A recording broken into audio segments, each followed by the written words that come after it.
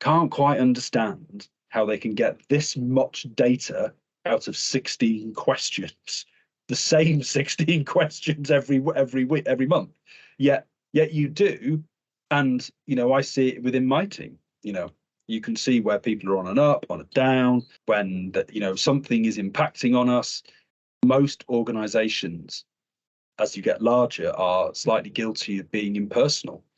And part of that is the fact that there isn't, it's that famous thing of nothing improves if you don't measure it. Well, how can you improve the health and well-being of your firm from a human perspective if you don't measure that in some way? Armstrong Watson run their entire business using this BI overview. You can see in this redacted example that 10 cents play a huge part alongside all their other data. Toby, head of technology, explains how he uses 10 cents day to day.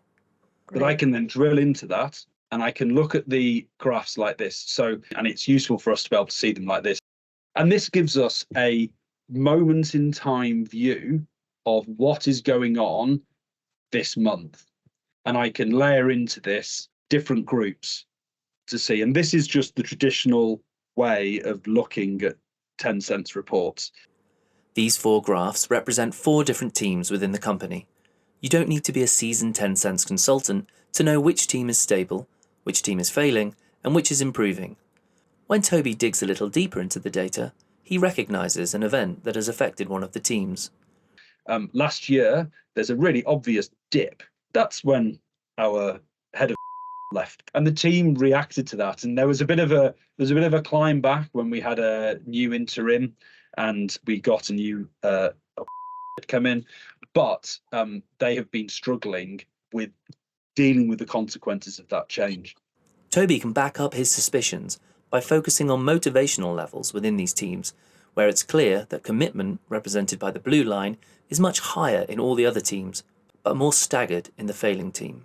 When we look at these graphs, the gap between the 2 lines is a really good indicator that the wider the gap, the better things are going. Motivation, commitment dropping off, and anxiety increasing. When Toby compares offices within the company, you can see that 2 of the offices share similar traits, scoring high in success and building, represented by the top 2 lines, while scoring low in challenge and failure, represented by the bottom 2.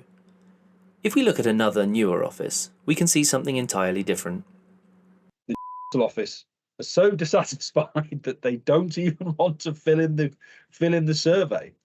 But that says it all, really, doesn't it? And you can see how off they are in comparison to all the others. A challenge that many leaders face today with a more fluid workforce is knowing your employees. Toby explains how 10 cents has helped his CEO with this. Back at the beginning, my CEO knew everybody in the firm pretty much, and everybody in the firm had been here for quite a long time. Flip forwards 13 years, and that's not the case. It's a real challenge for Paul, because how does he know what's going on? The thing that 10 cents provides is a quantitative impression that backs up or disproves the anecdotal understanding of what's going on within the business.